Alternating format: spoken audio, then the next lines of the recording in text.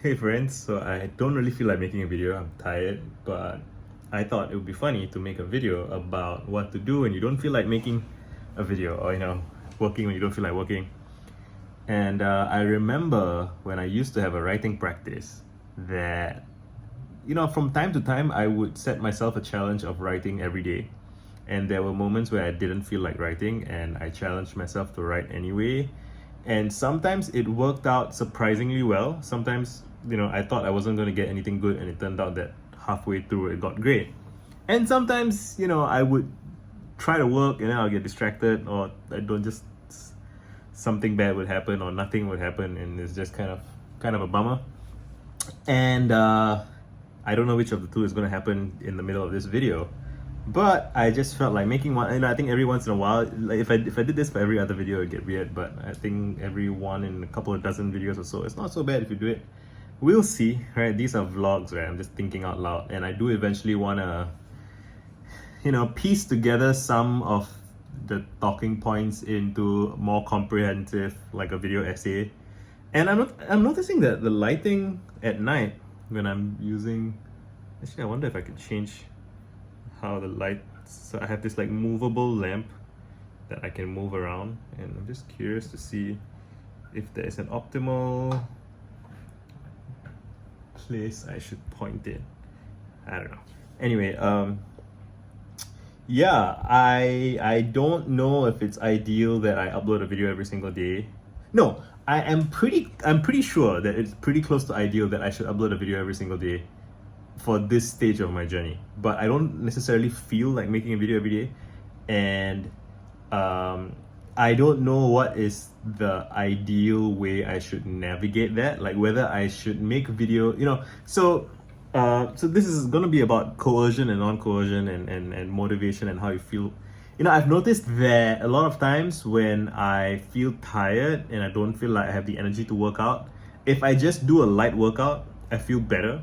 And I suspect that something similar is true for writing, and I think something is probably similarly true for making videos, where if I feel tired, I probably can't do like a really deep, in-depth dive into something complex. But if I just start talking, just start recording, just start writing, and kind of freestyle a little bit and do something sloppy for fun, and just to feel it out, like the equivalent of working, so the equivalent in working out would be like break a sweat. And I think the similar thing with talking out loud or writing is just get into the pace of it and just keep moving, just keep putting words down. And there's something about the rhythm of the habit that carries you. Definitely, I feel like when I start typing, and I can type pretty fast, like when I start typing, the word past the first few kind of bits of nonsense, it then starts to flow somewhere, and then it's like getting an engine started, I guess. And then there's like subconscious thoughts that I didn't think about before I started writing that just sort of come out, and I got to get out of the way. And it might not be great, it might just be bland-ish, but sometimes there's something pretty remarkable.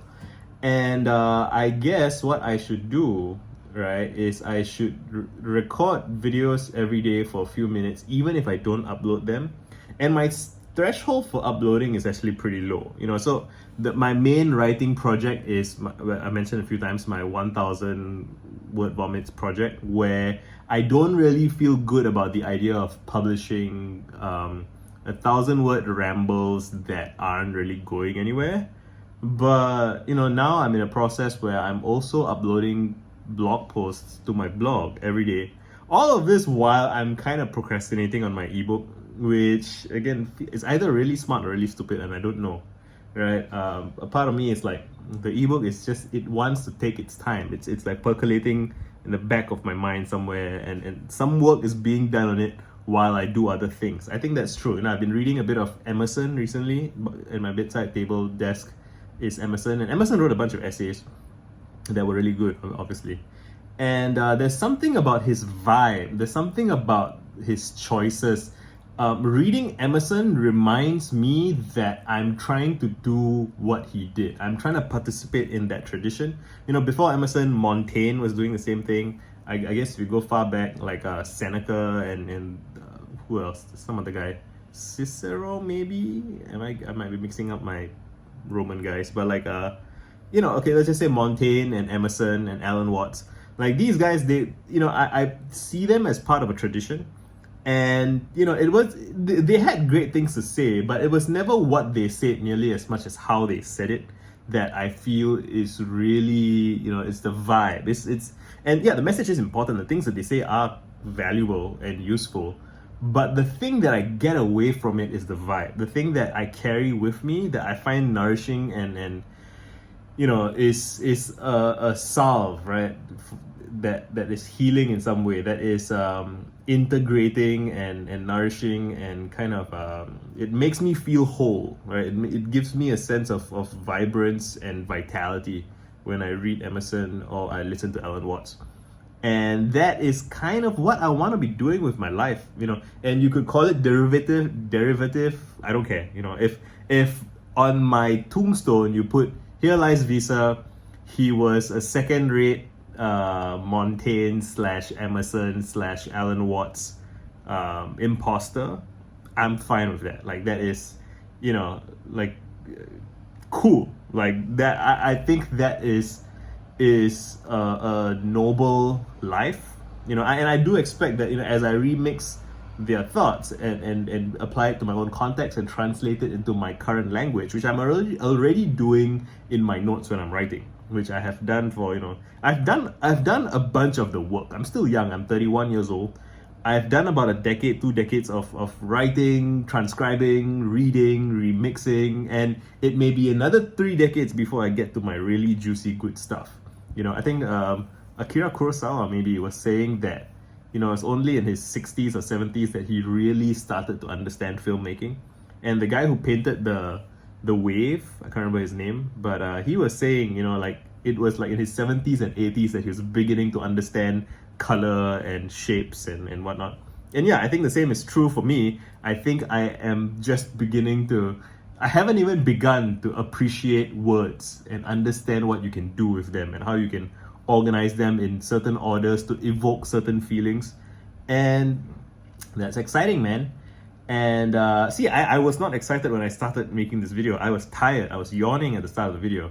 I did not expect to be mentioning Emerson in this video because that was not on my mind. I was thinking I'm going to make a video about, I just feel like I don't really feel like making a video, but I'm just going to make a video because I just want to upload videos every day, you know. But along the way, I'm like, oh yeah, I read this book recently. I have been reading this book recently. I've been working on my own book. And I haven't actually finished the point that I was making with my 1,000 word vomits, which is that I don't want to publish word vomits that I feel are below a certain standard, because I'm trying to do 1,000 of it and it's like the number matters to me in some way. I would like, you know, I have a bunch of filler word vomits, I think, in my, from like 0 to 500, 0 to 700, but I would like the final 200 or so to be good by my own standards. And I think I have some perfectionism in there that's creeping in, that's keeping me from just finishing the project. And I think it would be satisfying to finish the project and it doesn't really matter, and I'm kind of pushing myself weirdly. Same is true for my ebook. I think I'm agonizing over it more than necessary, and I should just finish off the final whatever, just publish it and decide that it's fine. It's okay to publish an imperfect book.